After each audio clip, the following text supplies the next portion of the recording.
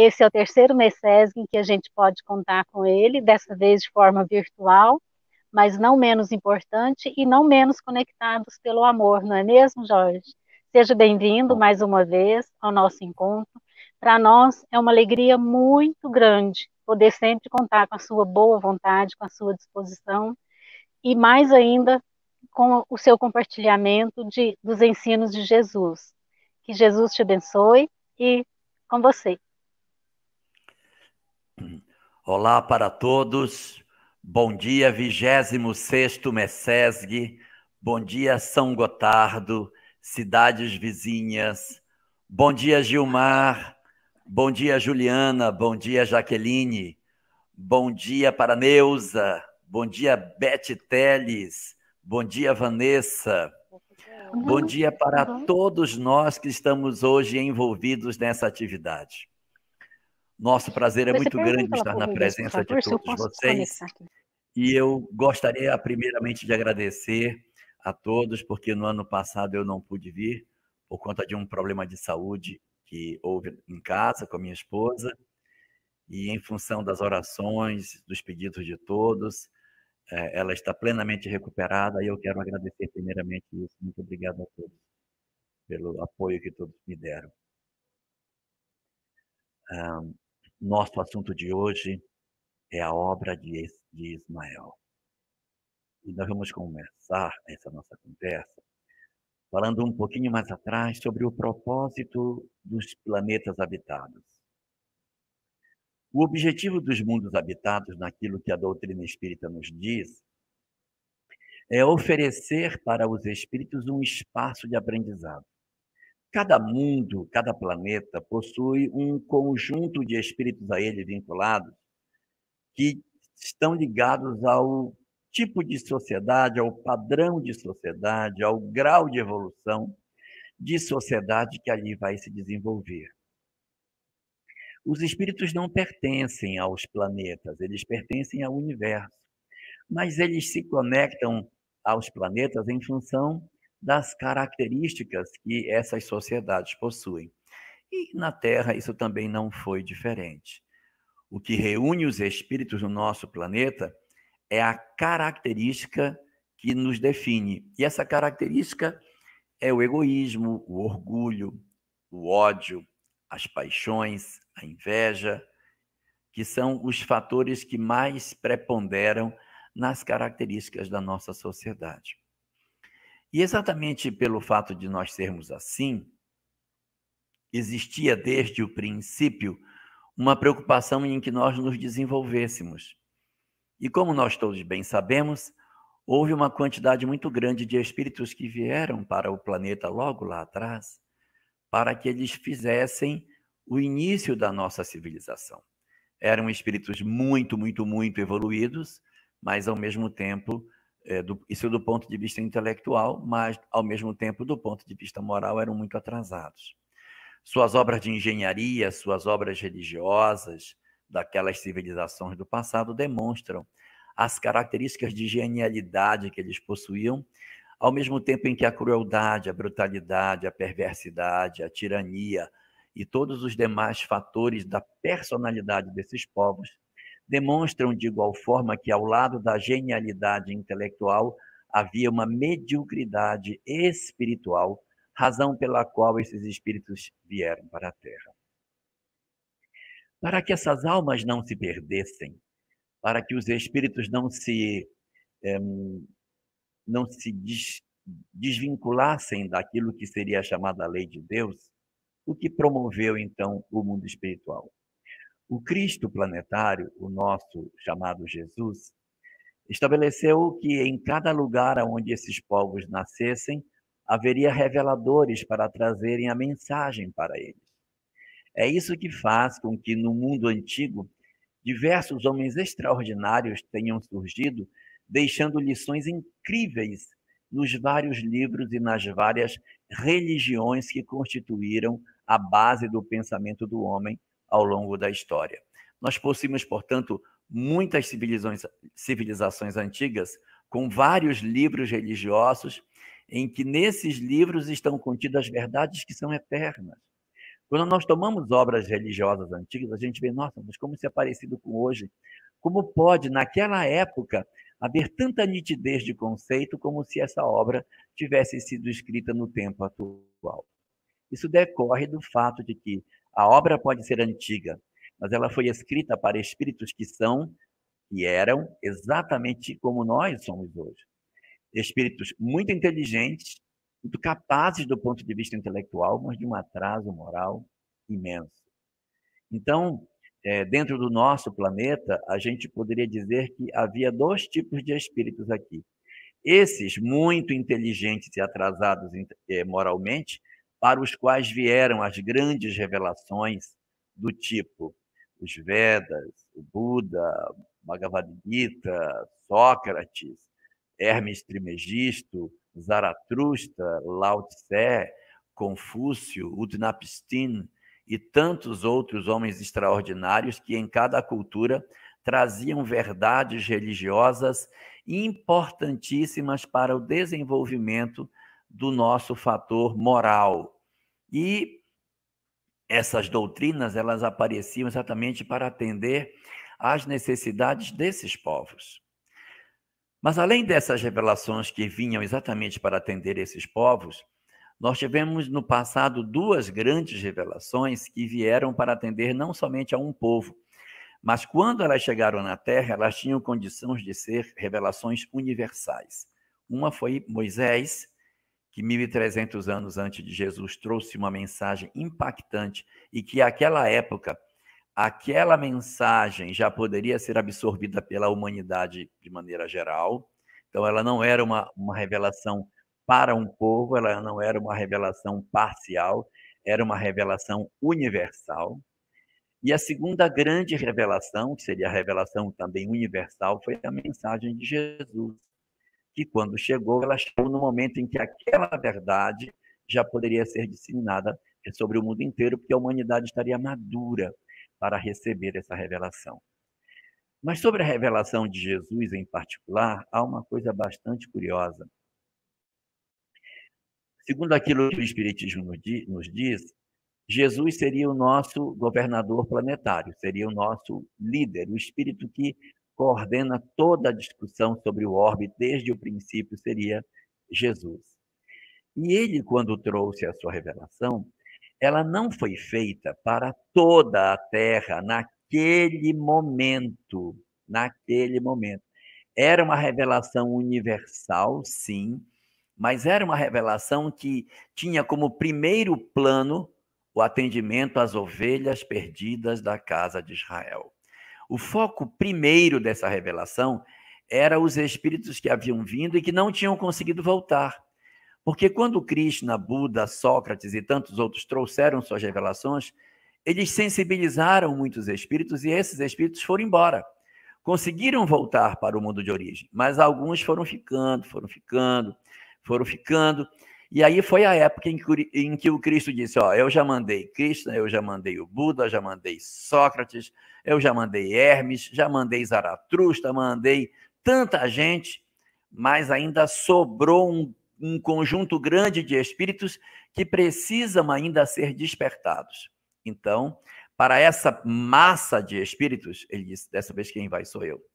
Ele veio para atender prioritariamente essa massa, mas a sua mensagem já tinha condição de atender a Terra como um todo, ou seja, ela é uma revelação universal, mas ela tem como primeiro público-alvo exatamente os migrados, essas almas difíceis e que ainda retardatariamente haviam ficado no planeta. Então ele vem para trazer a mensagem para esse povo, para ensinar, mas a humanidade já teria condição de entender aquilo, já seria possível de entender. Mas se essa humanidade entendesse isso, era um plus, era um algo mais. O importante era, primeiramente, atingir esse povo. E assim foi feito. A mensagem do Cristo teve um magnetismo tão forte, que ainda hoje ela ecoa naquela região onde ele viveu. E a mensagem veio impregnando o coração das criaturas e transformou a história da Terra. A partir do momento em que a mensagem dele chegava no planeta, o perdão iria finalmente ser pregado na Terra. Antes ele não era conhecido. Nós temos muito poucas noções de perdão, bem poucas. Quem vem trazer a mensagem do perdão de maneira muito firme, muito forte, é Jesus, abrindo conceitos profundamente novos. No judaísmo, por exemplo, a discussão do perdão nem existia. Não se falava disso. O Buda falava do perdão, mas na região lá do Nepal, onde ele vivia. Mas a mensagem do Cristo vem trazer o perdão de maneira avassaladora sobre a terra. Ele vem ensinar que todos somos irmãos. Os escravos deixariam progressivamente de serem vendidos e terem seus olhos vazados. A forma da relação entre as criaturas iria mudar profundamente a partir da difusão das suas ideias, da sua mensagem. Então, ele vem realmente e cria um impacto muito grande com a mensagem que ele traz. Mas sua mensagem, segundo ele mesmo, seria difundida em duas ondas. Haveria duas ondas da mensagem cristã. Uma primeira onda, que seria a onda de quando ele veio e a transformação que ele produziu na humanidade com tudo isso que eu estou dizendo. E ele disse que a sua mensagem teria uma segunda onda lá na frente. Sua mensagem seria esquecida. E aí, lá na frente, uma nova onda dos seus conceitos surgiria e o mundo novamente retornaria a valorizar a mensagem de Jesus. Então, havia um primeiro momento em que a mensagem do Cristo tomaria os corações, mas depois ela seria abrandada pela nossa mediocridade. O que aconteceu conosco é que a mensagem do Cristo foi tão boa que as almas que ainda tinham restado por aqui vibraram com aquela mensagem e conseguiram encontrar caminhos de retorno. Então o mundo ficou entregue só para nós. As almas rudes, os ignorantes, os desconhecedores das coisas, as almas endurecidas demais que não conseguiram, com o impacto da mensagem de Jesus, despertar e voltar para casa. Então nós vamos enfrentar um período que é a chamada Idade Média, que é um período horrível, porque a mensagem do Cristo estava na Terra, mas nós estávamos como que cegos e usávamos essa mesma mensagem do amor para matar, perseguir, destruir pessoas. Foi um período muito ruim. Mas depois de passado esse período ruim, houve um lento processo de libertação da compreensão do homem sobre o que seja a vida, e isso foi levando a uma retomada do conhecimento. Então, as previsões que o Cristo fazia com relação à ideia de que haveria uma segunda onda da sua mensagem, finalmente se cumpriu. Essa informação de que haveria uma segunda onda da mensagem dele está contida no Evangelho de João, em que ele diz que ele iria mandar no futuro um outro Consolador.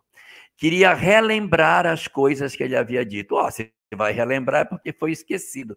Ninguém relembra o que não foi esquecido. Então a mensagem vem, ela tem uma onda, aí ela mergulha e cai. Ela então fica como que amortecida e depois o Consolador vem e retoma essa mensagem para que ela possa ser reapresentada. A grande questão é, qual a diferença entre essas duas ondas? Por que Jesus estaria interessado em dizer ao povo que a mensagem tinha vindo, seria esquecida, mas ela seria retomada no futuro? É porque a mensagem do Cristo é uma mensagem para despertar corações endurecidos, almas intelectualmente desenvolvidas, coração duro. Quando essa mensagem chegou na primeira onda, ela vibrou o coração de muitos dos que estavam aqui e eles puderam retornar. Hoje, momento presente, século 21, nós estamos com o psiquismo dos homens daquela época, dos migrados. Então agora a mensagem vibra com muito mais força em nós, porque ela está novamente desperta nas nossas almas e apta para que a gente consiga realmente aproveitar aquilo que essa lição tem para nos trazer, e aí então o Cristo pode cumprir a tarefa de fazer da terra um local de aprendizado. Como que funciona? Ele abre essa sala de aula, que seria a Terra, trazendo espíritos de fora para construir a civilização. Eles vêm, vários reveladores trazem, eles vão aprendendo e vão voltando, vão deixando o conhecimento intelectual deles aqui. Ficam os retardatários. O próprio governador planetário vem, traz a mensagem, desperta mais um monte, esse monte vai embora, e aí ficam os mais endurecidos e os pequeninos, aqueles que não eram migrados, os espíritos da terra. Esses permanecem por aqui, e a mensagem que era do Cristo, que estava amortecida, volta a pegar força, volta a vibrar. Por quê? Porque a Terra tem que cumprir um destino, ela é uma sala de aula. Entraram aqui, passamos um período e agora está na hora de nós fecharmos o ano letivo. Então, o fechamento desse ano letivo é a hora em que os espíritos da Terra é que vão agora passar pelo processo de migração. Nós que recebemos almas no passado, agora seremos doadores de espíritos. Só que a gente só vai doar os que forem endurecidos. Os que não forem, permanecem na Terra. Então, a mensagem de Jesus, ela ganha força, ela ganha importância nesse momento, porque ela é o melhor instrumento que a Terra possui para que a gente consiga permanecer na Terra. Ela possui a síntese dos conhecimentos que a gente precisa para que a gente permaneça aqui. Alguém certamente vai dizer, mas e por que ela não fala tanto então de reencarnação, se ela é tão boa? Por que ela não abre logo a questão da mediunidade? Sabe por quê? Porque isso não é essencial para ficar no planeta. Nós não necessitamos desse conhecimento para ficar. Se você tiver que escolher o que salva a criatura, saber que tem a reencarnação ou saber que tem que perdoar? O que é mais importante? Então a mensagem do Cristo é a solução, é a salvação no sentido de que esse é o conteúdo que você precisa saber. E qual a importância do Espiritismo nesse cenário? É porque ele explica o porquê fazer. Uma coisa é você ter a informação de que você tem que perdoar. A segunda é você saber por que você tem que perdoar. Não simplesmente porque Jesus mandou, mas o mecanismo da lei de causa e efeito e as complicações espirituais e reencarnatórias de quando a gente decide que a gente não vai perdoar a pessoa que nos machucou, que nos feriu. Então, esse é o plano para o planeta. Nós precisamos, portanto, retomar a mensagem do Cristo na sua expressão mais pura, para que a nitidez dos conceitos de Jesus despertem as criaturas para que a gente consiga, nessa segunda onda, fazer o processo de salvação, entre aspas, das almas que somos agora nós. Nós é que somos o público-alvo primeiro, porque somos os espíritos em condição de ou passarmos para frente ou sermos reprovados em função da nossa dureza, da nossa rigidez de coração. Exatamente por isso, era necessário que se tivesse um local na Terra aonde isso pudesse ser retomado. Essa mensagem limpa, pura, retomada da segunda onda, precisava de um lugar aonde ela pudesse se desenvolver. Esse lugar aonde ela tinha que se desenvolver possuía basicamente 3 características que tinham que ser cumpridas. Primeira característica, tinha que ser um lugar novo. Precisava ser um lugar diferente, porque os lugares conhecidos estavam marcados de sangue, de guerras, de violência, de uma série de barbáries, e aquelas paisagens repletas de entidades perturbadas, de histórias impregnadas nos ambientes, dificultariam que a nitidez da mensagem do Cristo voltasse a brilhar nos nossos corações. Exatamente por isso, tinha que ser um lugar novo, não podia ser um lugar já conhecido, não podia ser na Europa. Tinha que ser num lugar não descoberto ainda.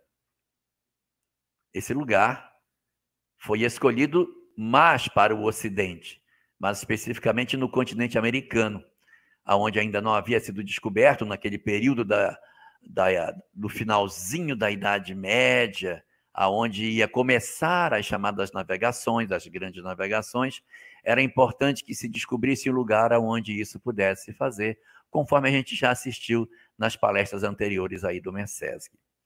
Então, tinha que ser um lugar novo. Ponto número 2. Era um lugar novo, mas era um lugar que não podia ter uma raça só. Porque existe o preconceito, existe a ideia de que nós somos nós. Nós somos os pontinho, pontinho, pontinho. Então, tinha que ser uma amálgama de povos, de raças, de etnias, tudo misturado junto, para que a gente perdesse essa ideia de que nós somos uma raça pura. Tinha que ser misturado, sim. Isso tinha que ser dessa forma. E para que isso pudesse ser misturado, para que isso pudesse acontecer, o ideal é que a gente tivesse uma colonização que facilitasse o processo de miscigenação. De todos os povos que eram conquistadores naquele período, como, por exemplo, os espanhóis, os ingleses, franceses, holandeses, todos esses povos não se misturavam com seus colonizados. Os espanhóis que colonizaram a América do Sul, aqui, nossas nações vizinhas, não misturaram as suas famílias com as famílias dos povos nativos. Até hoje existe uma divisão muito clara entre o que é indígena e o que eles chamam de crioulo, que são as pessoas que não têm sangue indígena nas suas veias. Eles separam a sociedade em dois grupos distintos.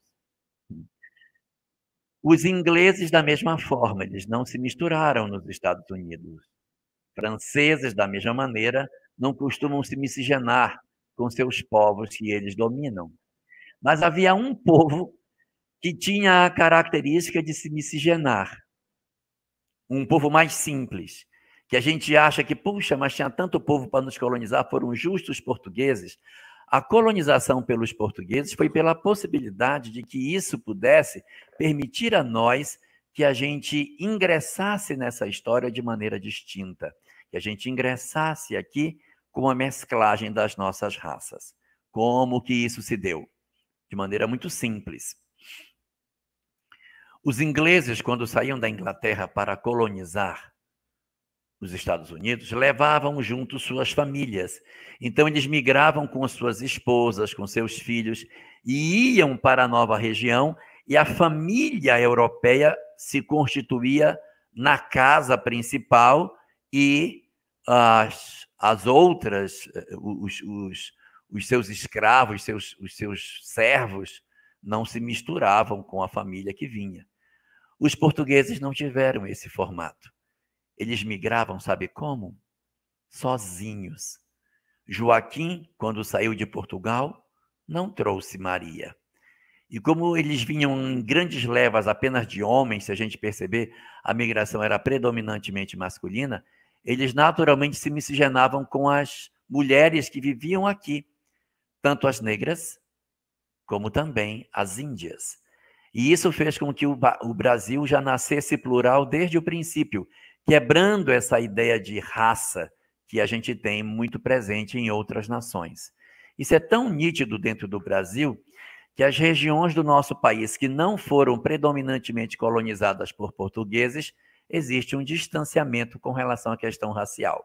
Se você pegar uma região do Brasil em que não foram os portugueses que efetivamente colonizaram, perceba que existe um degrau entre as pessoas, porque não foi aquele povo que foi escolhido para colonizar que fez o processo de integração racial que a gente experimentou. E a terceira característica que a gente possuía na dinâmica da nossa atividade era a questão da necessidade de ser um espaço para desenvolvimento cristão. Porque o cristianismo tinha a mensagem mais adequada para o processo de transformação. Seria a base de amor que a gente precisaria para que isso fosse feito. Então, a junção desses três elementos, um lugar novo, teria que ser colonizado por portugueses e teria que ter, portanto, um espaço cristão. Os portugueses, por serem cristãos, era perfeito, porque eles já estavam preparados para divulgar o cristianismo do lado de cá. de toda a Europa, a corte mais carola que existia era a corte portuguesa. Então, a programação foi feita dentro desse escopo. A ideia é que isso acontecesse. Então, aparentemente, aquilo que a gente acha que são equívocos, que são erros, que são fatos que não deveriam ter ocorrido, são, a bem da verdade, a expressão do planejamento que se impôs sobre a nossa humanidade, ou mais propriamente sobre o nosso país, criando aqui o espaço ideal para o ressurgimento da mensagem do Cristo como ela era no princípio. Todo esse trabalho do qual estamos falando, ele foi apontado para ser desenvolvido por um espírito em particular. Ele seria o capitão de uma grande equipe de auxiliares que comandariam o trabalho de criar na Terra esse espaço para que a humanidade pudesse fazer o seu reencontro com a mensagem de Jesus e automaticamente desenvolvesse novamente o dom de sentir o amor ao próximo. Qual seria a entidade que iria receber essa missão? Segundo aquilo que a literatura espírita nos diz, esse espírito que recebeu essa responsabilidade se chama Ismael. Quem é Ismael? Esse Ismael que aparece como sendo o cuidador do nosso país, segundo a doutrina espírita, é o filho mais velho de Abraão. Sua história está contada no primeiro dos livros da Bíblia, chamada Gênesis. Nessa história, Abrão era casado com Saraí. Abrão casado com Saraí. Eles eram casados, mas não tinham filhos. Ela não engravidava de jeito nenhum. E já estavam velhos. Abrão já estava com aproximadamente 83 anos, 86 anos, quando isso... E a Sara era um ano mais jovem, então ela estava com 83, 85, 86. Já estavam bem idosos e não tinham filhos. Então Deus disse a Abrão o seguinte: sabe por que você não tem filhos? Porque seu nome é Abrão. Eu vou colocar um A a mais no seu nome e vai passar a ser Abraão. O nome dele era Abrão, virou Abraão. Abraham, em hebraico, significa pai de todos. E quando Abrão virou Abraão, ele então teve a possibilidade de poder ter filho. Então, essa é uma dica aí para quem quer ter filho e não pode, bote mais um A no seu nome aí, para ver se você aí, Gilmar, pode botar Gilmar, para ver se tem mais uns 10 meninos. Então, essas são crenças judaicas, isso não é doutrina espírita, mas é o que está na Bíblia. Então, Abrão, virando Abraão, o que fez ele? Ele, então, tornou-se capaz de ser pai, só que Saraí não engravidava. Então, ela disse o seguinte: por que você não engravida a nossa serva? Nós temos uma serva chamada Agar, que ela é jovem, ela pode engravidar, você engravida a escrava, já que eu já estou velha, não consigo ter filho, engravida. O filho que nascer da escrava, a gente cria como se fosse nosso. E ele vai ser o nosso herdeiro. Então, Abraão engravida a própria escrava, a pedido de Sara, e nasce esse menino, Ismael. Deus sorriu para mim. Ismael. Deus sorriu para mim. E aí Ismael nasce e Saraí pega o menino como se fosse seu próprio filho e ele é criado como se fosse filho do casal. Abraão, Saraí e o meninozinho, Ismael. Quando Sara está com 99 anos e Abraão com 100 anos, um anjo visita Sara e diz: está na hora de você ter um filho. Ela diz: mas eu tenho 99 anos, não tenho mais nem condição de ter filho. Eu estou velha. Aí, não, mas é. Então, nessa discussão, o que acontece? O anjo diz para ela assim: sabe por que você não engravida? É por conta desse I que tem no seu nome, Saraí. Vamos tirar o I do seu nome, vai ficar chamada de Sara, aí você vai engravidar. E foi isso que aconteceu. Saraí deixou de chamar-se Sara, deixou de ter esse nome e passou a se chamar Sara. Então, eles que eram Abrão e Saraí passaram a ser Abraão e Sara. E aí, quando ela se tornou Sara, ela engravidou e ela teve um filho chamado Isaac. Isaac. Quando Isaac nasceu, começou o problema, porque Sara ficou muito incomodada, muito mesmo. Porque ela tinha agora um filho que não era o filho mais velho, era o segundo. E tudo no judaísmo é para o filho mais velho, para o primogênito. A partir daí ela começa a implicar com Ismael. Ela não queria mais Ismael na casa, ela não queria mais Agar na casa. E Abraão, tentando contemporizar as coisas, não teve jeito. Sara constrangeu tanto Abraão que ele acabou tendo que mandar Agar embora. O menino já tinha aproximadamente uns 13 anos.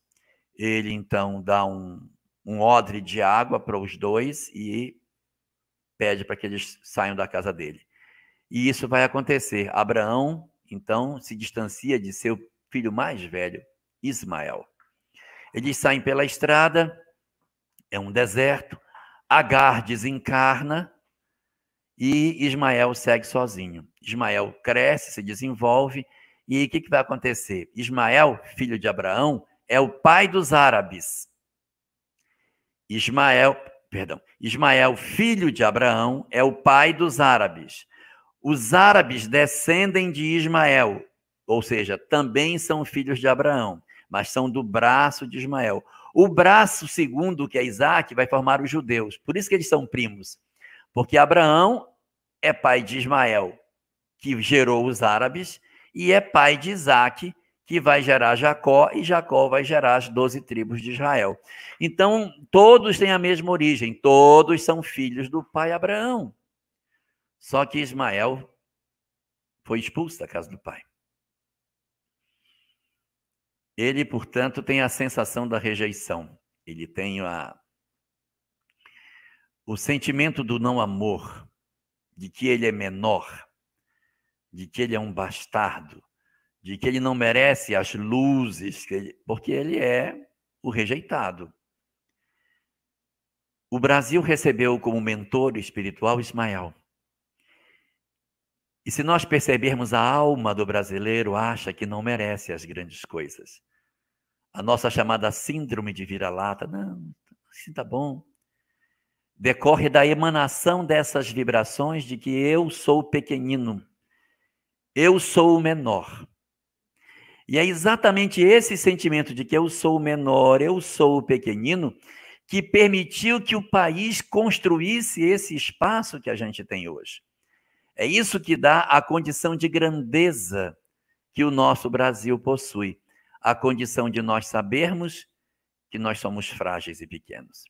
Nós não somos uma nação orgulhosa, não somos uma nação que diz, nós somos, você está pensando que é quem? Aqui, não somos, mas nós temos uma segunda característica, a característica de amar demais, de sermos extremamente solidários, de sermos intensamente amorosos. De onde vem isso? Do modelo de colonização que nós sofremos. O que houve conosco? Quando tudo ia começar no Brasil, era necessário uma colonização aqui. E o período de surgimento da nação brasileira, ou melhor, do Brasil como colônia, ele é o período no qual está acontecendo na Europa a reforma protestante. O Brasil foi descoberto em 1500, e em 1526 é quando sai a Dieta de Espira, que expulsa Lutero do catolicismo. Isso vai fazer com que o catolicismo esteja muito preocupado em não ceder espaços para que o protestantismo avance. Exatamente na preocupação de que o protestantismo não avançasse, o catolicismo, naquela época, faz um grande trabalho de divulgação do catolicismo antes que o protestantismo chegasse nesses lugares. Então, é feito um grande trabalho pastoral, um grande trabalho de catequese, ou seja, de ensinar cristianismo católico para as pessoas, para impedir o crescimento da onda protestante que estava vindo. E quando isso acontece, vejam, em 1526 a Dieta de Espira, é quando começa a se estruturar a ideia de colonização do Brasil. Por conta disso, é criada uma ordem religiosa chamada a Companhia de Jesus, de Inácio de Loyola. Ele é o grande líder dessa companhia. E Inácio de Loyola, então, levanta o trabalho da Companhia de Jesus, conhecida mais pessoalmente com o nome de jesuítas. Os jesuítas eram os que iriam impedir o crescimento do protestantismo. Como? Duas frentes. Uma frente, a divulgação do cristianismo. Segunda frente, o combate à heresia.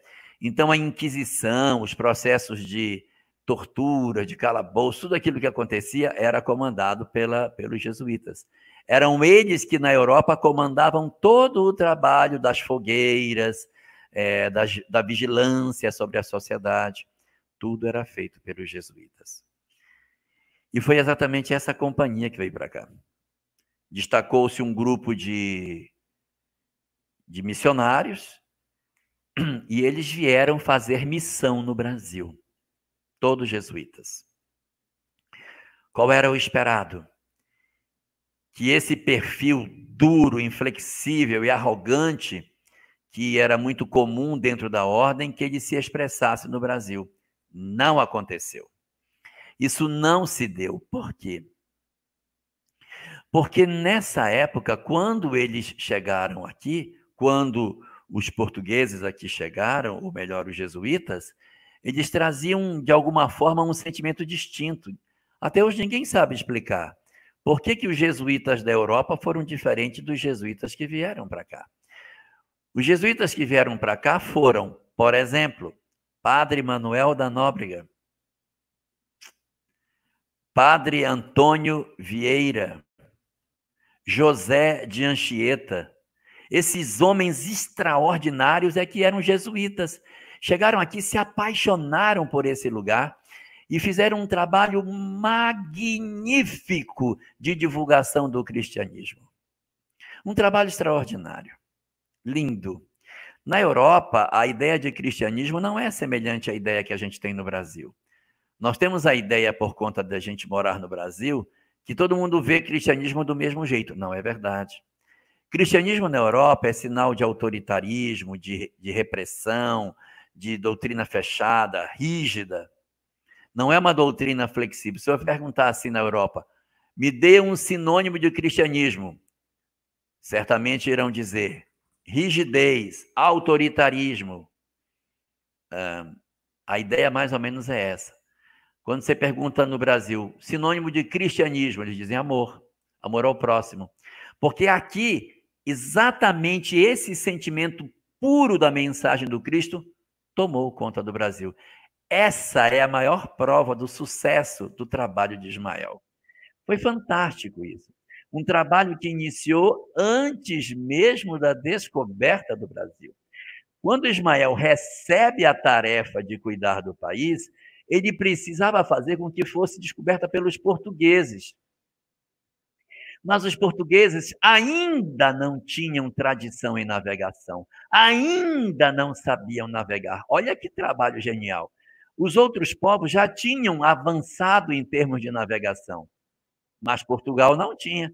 Portugal ainda era uma nação que não tinha esse conhecimento de navegação. Então, o que eles fizeram? Eles pegaram um elemento extremamente importante.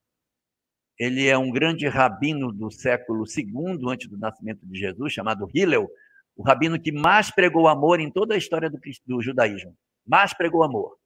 200 anos antes do nascimento de Jesus, foi o avô e mestre de Gamaliel, e Gamaliel foi o mestre de Paulo de Tarso. Se Gamaliel tivesse sido mais impregnado do sentimento de amor que Hillel tinha, e Gamaliel impregnasse Saulo de Tarso de mais amor do que ele conseguiu colocar, talvez a história do cristianismo fosse diferente. Talvez. Mas, infelizmente, Saulo de Tarso não absorveu a parte daquilo que Hillel dizia e tornou-se um doutor da lei bastante intolerante, que deu no que deu, até que ele se transformasse em Paulo de Tarso. Mas Hillel, o grande rabino, ele é chamado no mundo espiritual para que ele reencarne para criar na Terra as escolas de navegação para que o Portugal pudesse estabelecer dentro dele escolas que garantissem o aprendizado. E assim, como a obra ela é escrita em cima da ótica de Ismael, e Ismael é árabe, não é judeu, eles não usam o nome na obra, O Brasil, Coração do Mundo, de Hillel, que é o nome dele como judeu. Eles usam o nome como árabe, que é trocando a ordem das vogais. Eles chamam de Hillel. Eliu. Troca o E pelo I na ordem. Em vez de Hillel, Eliu. E é assim, os árabes sempre fazem isso, né? O nome de Abraão eles chamam de Ibrahim. Jesus eles chamam de Giza. Moisés é chamado de Musa. E Hillel é chamado de Eliu. Essas coisas são normais, porque são línguas distintas, eles sempre trocam na maneira de falar o nome de uma... A gente também troca, né? A gente, quando vai falar o nome de alguma outra pessoa, de outro país, a gente acaba portuguesando o nome das pessoas, né? A gente diz assim, isso aí é quando Napoleão... O nome dele não era Napoleão, o nome dele era Napoleão. A gente chama Napoleão porque gosta, mas... Então, a gente acaba portuguesando. E os árabes acabam arabizando o nome das pessoas para o seu idioma. Então, esse personagem que aparece no Brasil, Coração do Mundo, como Eliu, é o mesmo Hillel, que é o rabino famosíssimo do judaísmo do 2º século antes do Cristo.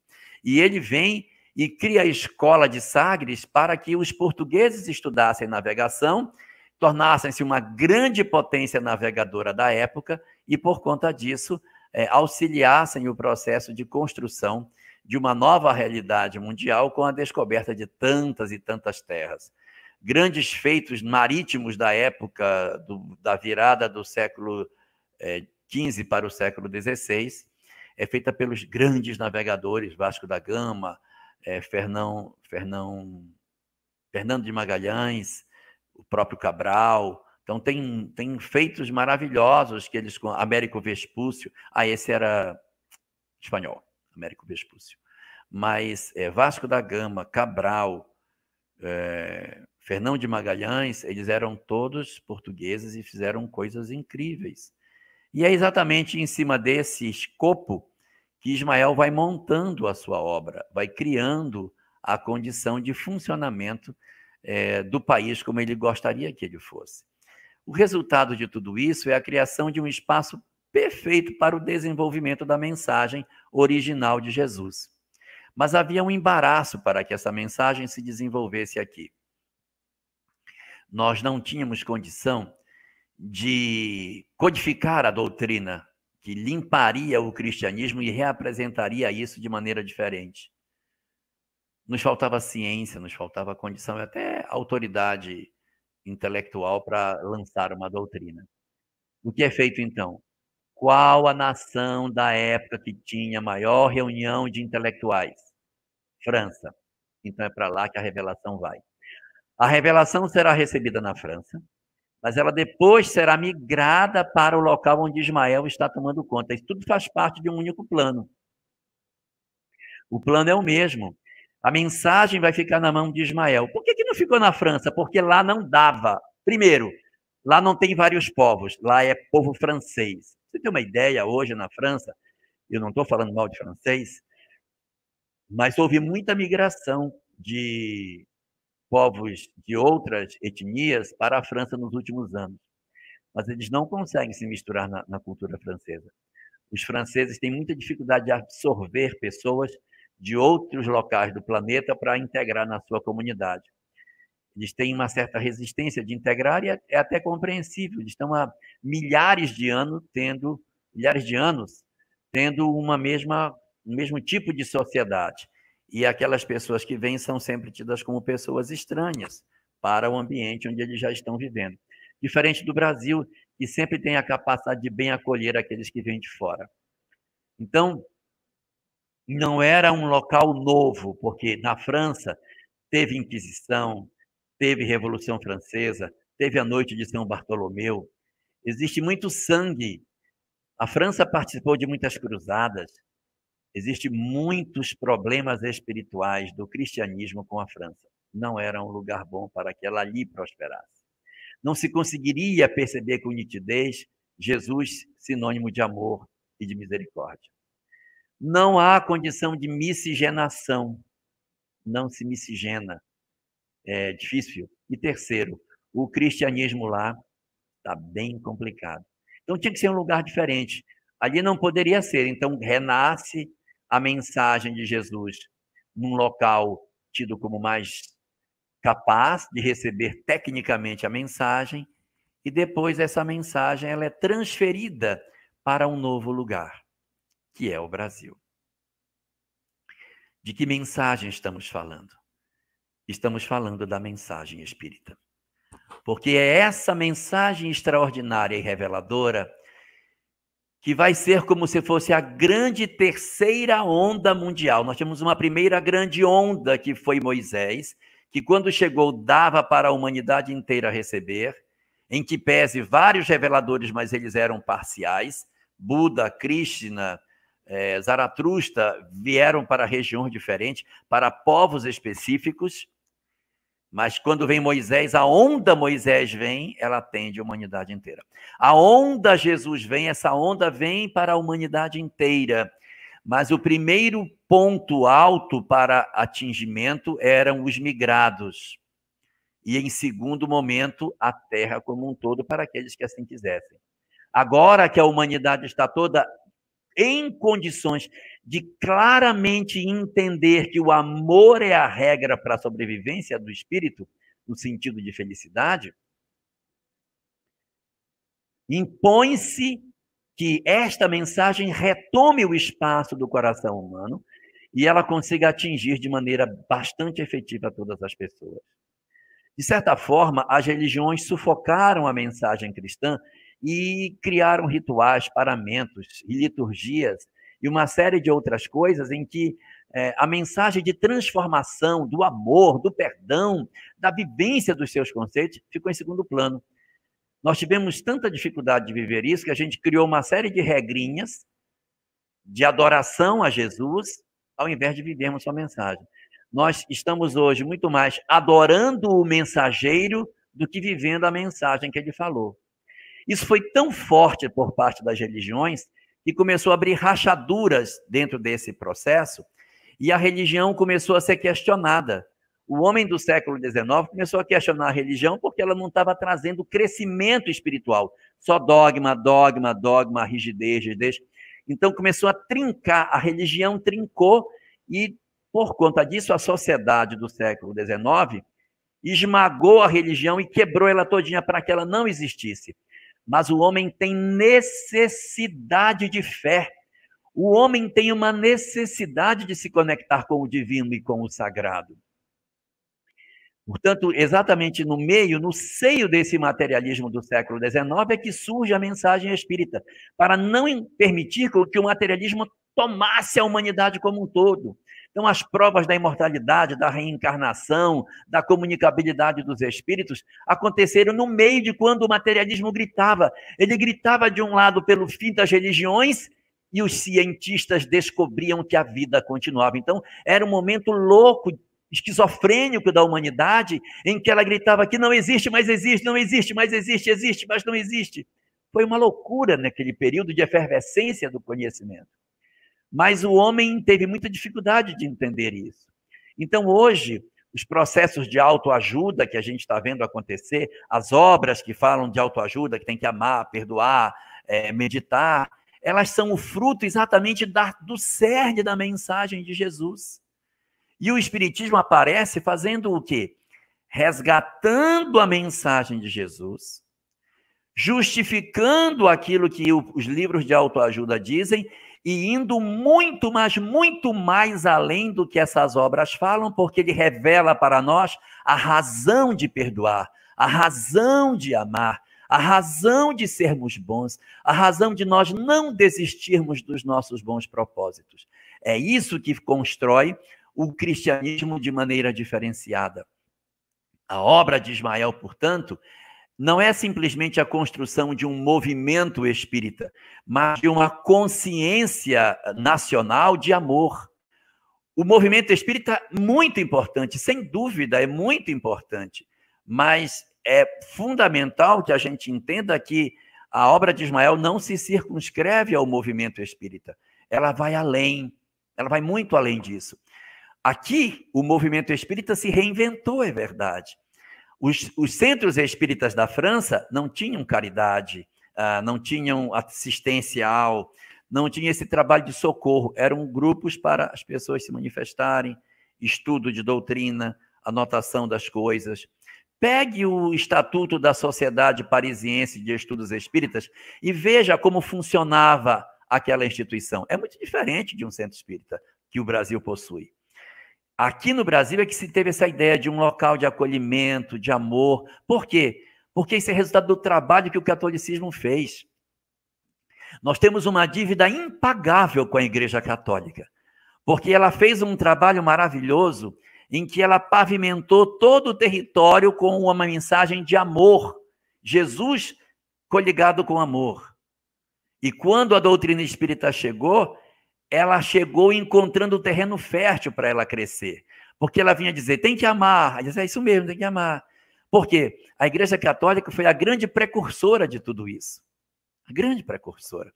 E isso faz com que a gente, na verdade, hoje possa levar o conhecimento do Espiritismo de maneira muito mais fácil nessas terras. Eu desafio qualquer um, a bater numa porta de uma casa no Brasil e perguntar, você alguma vez já ouviu falar de Jesus? Eu duvido que você encontre uma casa que diga, não, nunca ouvi falar dessa pessoa, não sei quem é, não. Mas se você bater numa porta e perguntar, você ouviu falar de Buda? Pode ser que você não encontre. Já ouviu falar de Krishna? Pode ser que ninguém saiba. Já ouviu falar de Zaratustra?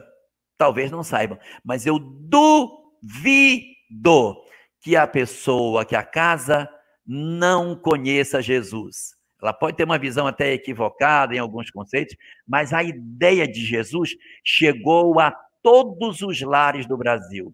Então, essa mensagem, ela é da Igreja Católica, ela foi muito importante para que o Espiritismo, quando chegasse, encontrasse já os canais todos abertos. Então, o trabalho de Ismael foi um trabalho extremamente exitoso, pela possibilidade de criar aqui um espaço onde todos se congraçam, o cristianismo consegue ser bem entendido, e por conta dessas condições é que o Espiritismo se multiplica de maneira extraordinária. Só para terminar as minhas palavras, meu tempo já está acabando, eu só queria comentar uma ameaça que a gente está vivendo hoje de todo esse trabalho que Ismael fez. O trabalho foi coroado de êxito, sem dúvida. A gente vai dizer, mas o Brasil tem problema de esgotamento sanitário, o Brasil tem problema de corrupção. Sim, tem. Todos esses problemas ele tem. Mas o objetivo do Brasil não é ser a nação mais próspera da Terra. É ser o coração do mundo, ou seja, o local que acolhe. O coração acolhe os doentes, os enfermos, tem um olhar misericordioso sobre todas as pessoas, é solidário. Esse é o objetivo. O papel de ser a inteligência do mundo compete a outras nações. O Brasil é ser o local amoroso. É lógico que a gente precisa melhorar numa série de coisas em termos políticos no Brasil, sem dúvida. Mas não é, na verdade, nosso objetivo sermos a nação mais rica da Terra, mas sim o coração do mundo. Mas a grande ameaça que a gente está passando hoje, muito perigosa, é que durante todo esse tempo do movimento espírita no Brasil, nós nunca tivemos interferência política dentro do movimento espírita. E, infelizmente, nós estamos vendo algumas movimentações dentro do nosso movimento, infelizmente, querendo trazer discussões do campo político para dentro da casa espírita. Não podemos permitir que isso aconteça. O espiritismo não tem vinculação com nenhuma corrente ideológica do ponto de vista política. O espiritismo não é uma doutrina de esquerda e o espiritismo não é uma doutrina de direita. Ele não é nem de direita e nem de esquerda, ele é de cima, gente. Ele não pende para esses lados. Não se discute política partidária na casa espírita. Não se trata dessas questões dentro da casa espírita, principalmente na tribuna espírita. Quem assume o espaço para falar na casa espírita não pode defender ou atacar quem quer que seja em termos políticos. Não é papel da doutrina espírita discutir essas questões. Se os espíritas, aí são as pessoas, querem discutir política, procurem o espaço onde a política é favorável e discuta, debata. Se tem pendor para entrar na política, entre, assuma cargo de vereador, prefeito, senador, deputado, governador, presidente, faça o que você quiser. Exerça o papel. A política precisa de boas pessoas, então faça isso. Exerça esse papel que a sociedade tanto precisa. Mas não leve isso. Leve o espiritismo para a política, mas não leve a política para dentro do espiritismo. Quando estiver exercendo suas funções políticas, exerça com amor, não ataque, não agrida. Lembre que antes de qualquer coisa, a nossa primeira característica tem que ser espírita. E isso vale para todos nós. Mesmo os que não estão hoje trabalhando como vereadores, como deputados. Qualquer pessoa que se diga espírita e que numa rede social divulga qualquer coisa que seja que ataca a honra de qualquer pessoa, está fazendo um desserviço à obra de Ismael. Se nós queremos colaborar com a obra de Ismael, não propague o ódio, não propague o desamor, não ataque a reputação das pessoas. Exerça seu papel de cidadania, mas respeite a dignidade e a família das pessoas que você está atacando pelas redes. Você quer divulgar alguma coisa? Analise. Vai ferir a dignidade dos outros? Se vai, não faça. Não ataque.